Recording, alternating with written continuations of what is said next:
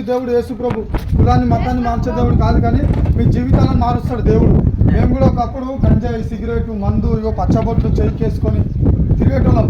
మా జీవితంలో సంతోషం లేకుండా మరి ఎప్పుడైతే బైబిల్ చదవడం మొదలు పెట్టామో దేవుడు మా జీవితాలను మార్చివేసిండమ్మా. యేసు ప్రభు కులాన్ని మతాన్ని మార్చే దేవుడు కాదు, మీ జీవితాలను మార్చే దేవుడు. ఒకవేళ మార్చడానికి ఏం లేదు, దేవుడు అందరు దేవుడే. పరలోక రాజ్యం ఉంది. మరణించిన తర్వాత అందరూ అనుకుంటారు పుట్టినాము, పెరిగినాము, చనిపోయినాము, బొందల గడ్డలో పెట్టేసినారు అనుకుంటాము. చనిపోయిన తర్వాత ఎక్కడికి వెళ్తామో తెలుసా?